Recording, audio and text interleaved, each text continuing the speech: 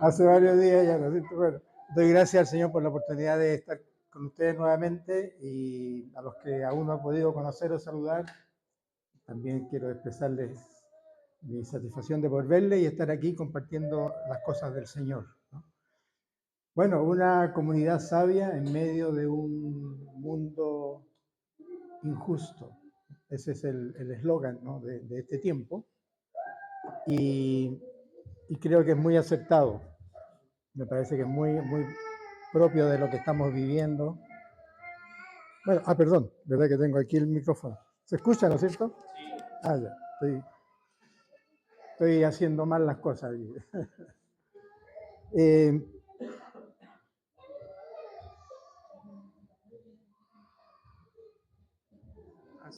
Parece que me lo cargué. No me caído. Ahí sí. Gracias. ¿Está bien ahí? Sí, está bien, estupendo. Bueno, este pasaje que hemos visto, los dos que hemos leído realmente están muy vinculados, ¿no? Y cuando estaba leyendo esto y estudiando, repasando los textos propiamente tal, me encontré con unos comentarios bien interesantes sobre Santiago, la carta a Santiago. Y me sorprendió bastante escucharlo. Yo siempre he admirado esta carta. Al leerla he encontrado muchas cosas hermosas, ¿no?, enseñanzas, y es uno de los referentes que uno busca habitualmente en esta carta de Santiago. Pero me sorprendió mucho que un gran hombre de Dios, que es admirado, respetado y seguido, y que es uno de los líderes de la Reforma, el gran Martín Lutero. Todos sabemos quién es Martín Lutero, ¿no es cierto? Es prácticamente el padre de la Reforma, o sea, un hombre tremendo. Pero él tenía una opinión de la Carta de Santiago que me desconcertó. Decía, esta es la epístola de paja. La epístola de paja, o sea, de hojarasca, de como livianita, o sea, no, casi intrascendente, ¿no? Y yo decía, pero ¿cómo puede ser esto? ¿Qué pasa? ¿Por qué dirá esto? Yo veo que la palabra del Señor. Pero había quizá una razón, y después pude entenderlo al mirar un poquito más de la vida de Lutero. Él fue un católico romano, y tenía una lucha tremenda consigo mismo, cómo poder alcanzar la salvación, cómo poder alcanzar, cómo podía obtener la vida ofrecida por la palabra del Señor. Pero su esfuerzo estaba en conseguirlo él. O sea, eso es lo que él había aprendido, que tenía que hacer buenas obras y buenas obras y buenas obras y más buenas obras, pero como que él no encontraba nunca cuál era el techo. Y en vez de tener paz en su corazón con todo lo que él hacía, sentía cada vez más condenación. Entonces decía, no puedo, es imposible, ya no doy más. Estaba casi en una lucha tremenda. Hasta que él descubrió este texto de la Biblia, que para él fue decisivo. El justo por la fe vivirá. Ahí se le cayeron las telarañas, digamos, las barreras, la venda que ocultaba, ¿no?, en su mirada espiritual, y encontró la respuesta. El justo por la fe vivirá. Es decir, yo, entendió él, por más que estoy haciendo todo lo que la iglesia me pide y todas las obras y vaya para allá y venga para acá, no tengo paz. Pero aquí está. No depende de lo que yo haga, sino de Cristo que lo hizo por mí.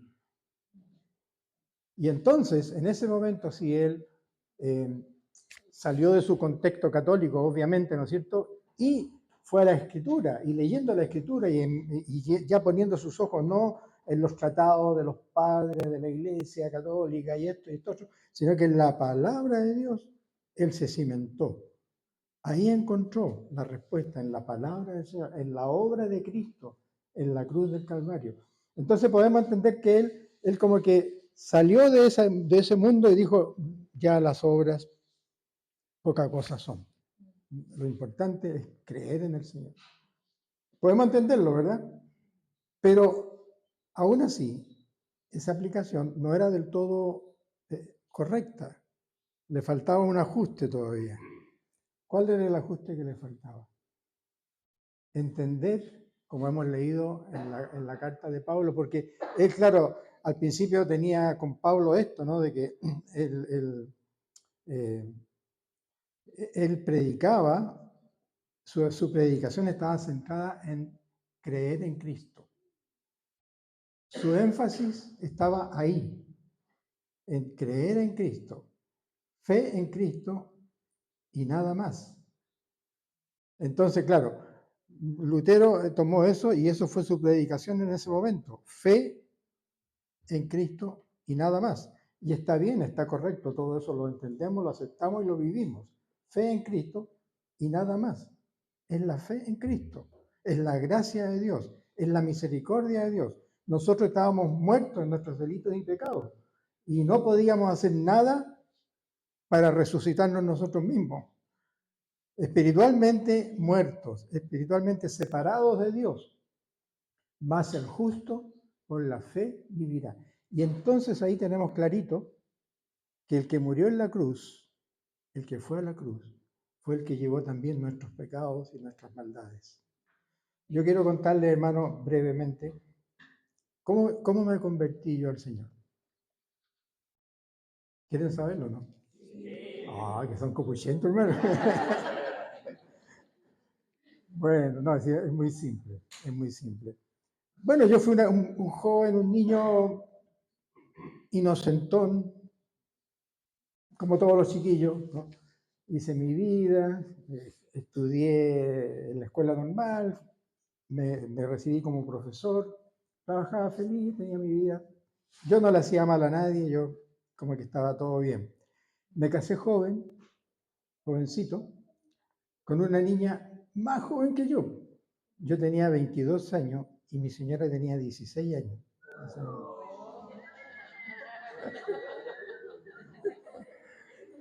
Pero nos amábamos. ¿Sabe cómo? Nos conocimos en un bus, viajando de Gómez Carreño a Valparaíso. En ese tiempo, todos los que vivíamos en Gómez Carreño, casi todos veníamos a Valparaíso a estudiar. Ella estudiaba en el Liceo Carlos Cauciño, muy católico. ¿Eh?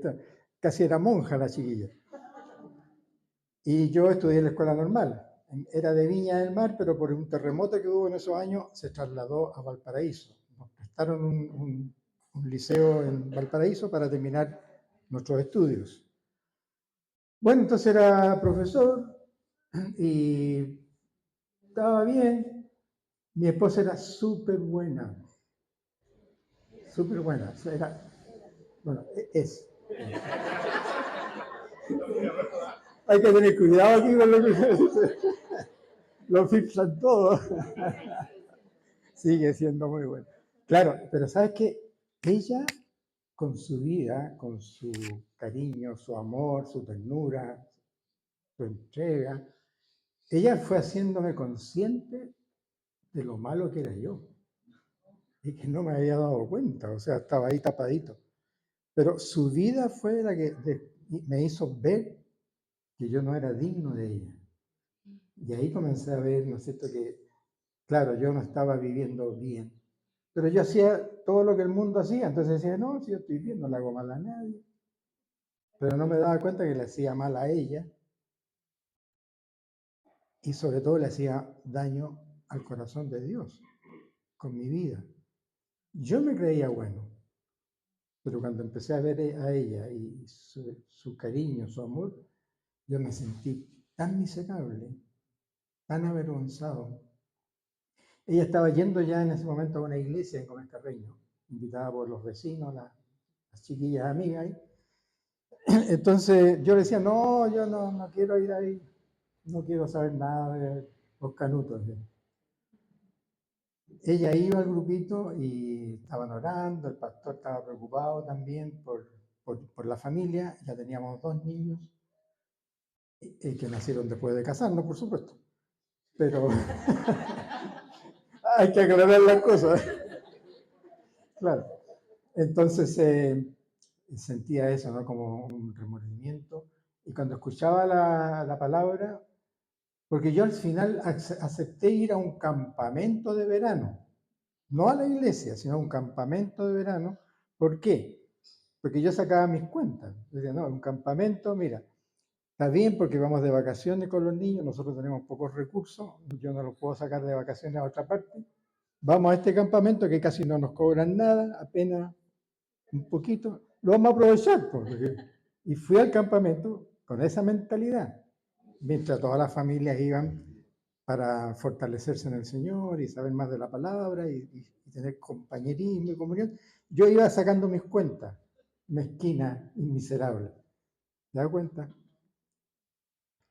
Bueno, y estando en el campamento, pues escuchaba la palabra del Señor y decía, no, eso no es para mí. Pero ya después, casi al último día, ya escuchaba, yo decía, pero es que yo soy tan malo. Ahora me daba cuenta, al escuchar la palabra de Dios y ver la vida de mi esposa y de ver la vida de esta gente joven, muchos de ellos también, pero es que yo soy muy malo, yo no puedo acercarme a Dios porque soy malo. Entonces, y ahí yo tomé conciencia de lo que es el pecado. Sin saberlo, estaba tomando, Dios me estaba redarguyendo y, y hablándome el Espíritu del Señor, ¿no? Y entonces, no, es que yo no puedo, soy muy malo, Dios no me recibiría a mí. Y escuché en ese momento una palabra, alguien leyó una palabra que decía, te es necesario nacer de nuevo. Y eso quedó ahí. Te es necesario nacer de nuevo. Y entonces yo dije, Señor, bueno, eso es lo que yo necesito. Si yo no puedo arreglar mi vida, necesito nacer de nuevo. Todavía no entendía yo todo el alcance de eso, porque era la palabra de Jesús a Nicodemo. Te lo recuerdan, ¿no es cierto? Era un hombre religioso, él se creía bueno, y Jesús le dijo, una cosa te falta, tienes que nacer de nuevo. Pero ¿cómo se puede hacer eso? Del Espíritu. Y en ese momento yo entendí que tenía que rendir mi vida al Señor. Y doy gracias al Señor, porque pude entenderlo y entregarme en las manos al Señor. Y con mi esposa, nuestro matrimonio, aunque jovencito, yo lo tenía en una tensión muy peligrosa. Y cuando me di cuenta, el Señor tuvo misericordia y salvó nuestro matrimonio. Y de ahí para adelante, por la gracia del Señor, todo ha sido lindo, maravilloso, de verdad, ¿no? Entonces doy gracias al Señor por eso. Pero ¿por qué estoy contando esto? A lo mejor no es parte ni del sermón, pero porque es una forma de entenderlo, ¿no? Lo que es cuando uno pone la confianza en uno mismo, cuando busca al Señor, por fe. A mí la cosa se me clarificó totalmente cuando entendí que Cristo murió por mí e hizo posible que yo naciera de nuevo en el Espíritu. Pero a lo que tenemos que ir hoy día nosotros es cómo podemos entender que naciendo de nuevo, por la pura gracia del Señor, el Señor nos dice enseguida, haz esto, haz esto. Vive. El justo por la fe vivirá. Vivirá. O sea, vivimos, andamos, caminamos por fe y eso significa andamos en el Señor y hacemos su voluntad. Y todo lo que la palabra del Señor nos está diciendo, nos está enseñando del Antiguo Testamento, de los profetas, Amós, Miqueas, todos, Isaías. Isaías dice por ahí, si quitares de en medio de ti el yugo y el dedo amenazador, y si dieres tu pan al hambriento y saciares al alma afligida, de las tinieblas brotará tu luz y tu oscuridad será como el mediodía. Es decir, la vida cristiana en acción es hacer la voluntad de nuestro Señor, honrarle a Él y hacer las cosas que Él nos pide que hagamos. Jesús se enfrentó a mucha gente buena, o que se creían buenos, muchos religiosos, muy religiosos, pero los enfrentó con cosas simples y sencillas y con autoridad. Le dijo, ¿cuál es tu prioridad? Y los enfrentó con su pecado. ¿Se acuerdan del joven rico que se acercó al Señor? Y le dijo, bueno, yo soy súper bueno, ¿no? Voy a la iglesia todos los domingos, como ustedes así, pues, puntuales, todo. Voy a la iglesia y hago todo bien. Una cosa te falta, le dijo. Ya conozco los mandamientos, sé cuáles son los mandamientos. Bueno, vende todo lo que tienes y dalo a los pobres. Hasta ahí le llegó su entusiasmo. ¿Por qué? Porque en ese momento, y no sabemos después qué, esperamos que haya recapacitado, pero hasta ese momento él amaba más las riquezas que al Señor. Y esa es la gran tensión que tenemos que enfrentar nosotros. Porque Dios nos pide sobre todo que le amemos a Él. El mandamiento más importante, más grande, amarás al Señor tu Dios con todo tu corazón y con toda tu alma. Y después a tu prójimo como a ti mismo. De estos dos mandamientos depende toda la ley. Todo, todo. Así que el Señor nos enfrenta con eso tan simple. ¿Qué amamos más nosotros? ¿Al Señor o las cosas que tenemos? Los bienes que tenemos. Por eso, cosa importante es que nuestra vida, ¿no es cierto?, se ve en la práctica con los hechos. La fe y las buenas obras no se contradicen, se complementan. Aquí no hay una lucha, como quizá algunos podrían querer pensar que hay un conflicto. ¿Qué es lo que tengo que hacer? ¿Buenas obras para ser salvo? ¿O tengo que tener fe para ser salvo? Las dos cosas. La fe es creer al Señor y caminar haciendo su voluntad. Por eso Pablo también lo dice en la lectura que hemos leído, que Dios preparó las buenas obras para que anduviésemos en ella, para que camináramos en ella, haciendo su voluntad. Y esa voluntad la vamos encontrando en la misma palabra. Él nos va diciendo. En Santiago hemos leído, ¿no es cierto?, si encuentras a una persona que tiene necesidad, que está en aflicción, basta con que nosotros, porque tenemos mucha fe, le digamos, oh, mira hermano, anda a tu casa y abrígate y cuídate mucho y que Dios te bendiga. Eso no dice nada, no habla del amor de Dios, no nos permite expresar. Yo creo que hay una cosa bien básica que tenemos que marcar. La fe nos justifica, es una declaración, es un acto judicial. Judicialmente somos declarados salvos, ¿no? Perdonados, justificados por la fe. Eso es. Pero luego, lo que hacemos, cómo vivimos, es una fe testimonial. Porque testificamos lo que creemos a través de lo que hacemos. Caminamos en la voluntad del Señor, haciendo su voluntad y amando a nuestro prójimo y ayudando en la medida de todo de lo que nos sea posible. Esa es una cosa básica. Yo lo he visto en muchas de nuestras iglesias hacer eso con efectividad, con compromiso. Y yo estoy seguro que ustedes también están en esa misma línea, ¿no? De preocuparnos por los demás. Quiero contarles de paso, cuando estuvimos en España, una de las cosas que nos dio quizás más satisfacción fue participar en un ministerio que era interdenominacional. O sea, nosotros éramos una iglesia, pero había otras iglesias y juntos hicimos un trabajo que se llamaba Misión Urbana de Sevilla, Misión Cristiana de Sevilla. Era Misión Urbana Cristiana de Sevilla, porque éramos varias iglesias que nos declarábamos iglesias evangélicas, protestantes, y colaborábamos en esto aportando las mismas iglesias, o sea, los hermanos aportaban cositas para ayudar a gente, a familias. Y en ese tiempo en Sevilla había esta necesidad, porque como en todas partes del mundo la droga hace daño, ¿no?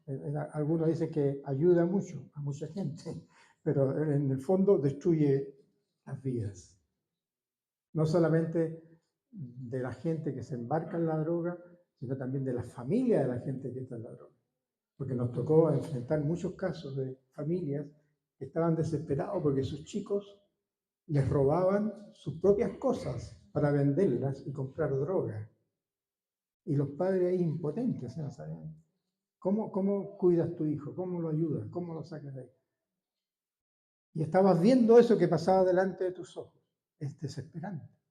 Había familias rotas. Ahí estábamos tratando de ayudar con la palabra, tratando de sacar a la gente del vicio. Era un trabajo bien interesante, nos permitió conocer mucha gente, evangelizar, porque había tiempo para también predicar la palabra, pero compartir. Se compartía el amor práctico de los hermanos de la iglesia. Sin embargo, después vienen los peligros, porque esto cuando se hizo más grande, empezamos a ver que necesitábamos más recursos. Y los recursos fueron ofrecidos por algunas entidades seculares, como por ejemplo una caja, se llama caja ya como una especie de banco, caja rural o caja caixa, era una, que aportaban dinero para esto, porque estaban interesados en la cosa social. Pero a ellos les interesaba la cosa social, no la cosa espiritual. Pero a nosotros nos interesaban las dos cosas, entonces, bueno, se recibía este aporte. Pero luego más y más, a medida que llegaban estos aportes, el Estado español también estaba interesado en ayudar y ponía a disposición recursos. Pero el problema era que cada vez iban teniendo más peso dentro de la institución y empezaban a ejercer presión para que no habláramos tanto del Señor, sino que diéramos la comida, diéramos el apoyo. O todo lo demás estaba bien, pero que incluso en un momento esta agrupación quitó el nombre de evangélica y quedó como misión urbana de Sevilla solamente. Y lo de cristianos lo quitaron. ¿Pero por qué? Por insinuación, por sugerencia, por presión de estas entidades, ¿no?, estatales o comerciales. Entonces, es un punto, a lo mejor algunos pensarán de distinta manera, yo no lo sé, ¿no? Pero para nosotros era importante en ese momento nuestra fidelidad al que es el dueño de todas las cosas, al que sostiene y provee. Si no tenemos que depender de esta gente, pues no dependamos de ellos. Dependemos del Señor, pero honramos su nombre y tratando de ayudar en la medida que el Señor nos dé y nos fortalezca, siendo fieles al Evangelio, ¿no? Y tristemente después, mi señora estaba metida en eso también, se estuvo harto tiempo ahí, fue como la directora, mientras estaba todo marchando bien, fue directora y fue muy bueno, muy bendecido. Pero después ella se salió porque no le gustó el tema, como estaba el cariz que estaba tomando eso. Y claro, después nos dimos cuenta, mirando de lejos ya, que eso se estaba maleando, estaba yendo, ya se transformó casi en un negocio, porque la gente que empezó a colaborar en la misión urbana ya entraban porque había un trabajo que hacer, había un sueldo, pero para tener el sueldo había que pedir ayuda a la Caixa, a la caja rural, al banco de alimentos del país, o sea, todo ya era del mundo, es decir, muy carnal. Perdió la frescura, perdió la espontaneidad, perdió la fuerza y el respaldo de la fe en el Señor para hacer su voluntad. ¿Me entienden lo que digo, hermano? Así que todo lo que nosotros hagamos, hagámoslo en el Señor y para el Señor. Y no es malo si recibimos apoyo de otras partes, pero que no nos condicione. No vendamos nuestra primogenitura por un plato de lentejas. Seamos fieles al Señor y ayudemos en la medida que podamos, pero con fidelidad. Hermanos queridos, quiero animarles pues entonces, ¿no es cierto?, en este tiempo que estamos viviendo como una comunidad sabia en medio de un mundo injusto. De eso vamos a encontrar mucho y más cada vez. Pero fiel es el Señor, fiel y misericordioso. Él nunca abandona a sus hijos. Entre paréntesis, tengo que decir esto también. Nuestra iglesia en Sevilla, cuando nos salimos de esta organización, porque muchas iglesias se fueron apartando ya de esto, y quedó como un club que hacía su pega, bien, perfecto.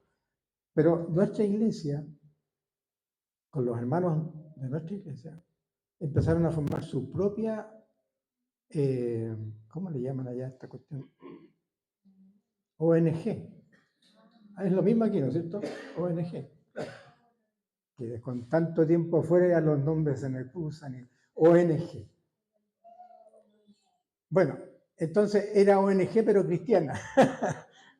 Porque ya no dependíamos del... Bueno, sí dependíamos, porque la Cruz Roja y el Banco de Alimentos aportaba, pero no nos ponían condiciones, no ponían etiquetas. O sea, nosotros en la iglesia misma atendíamos gente, les dábamos amor primeramente, mucho amor, porque mucha gente eran inmigrantes, inmigrantes de los países musulmanes, de Marruecos. Había gente de Ucrania. En ese tiempo estaban llegando ucranianos. Hace ya, volvimos nosotros hace casi 13 años que estamos de vuelta ya.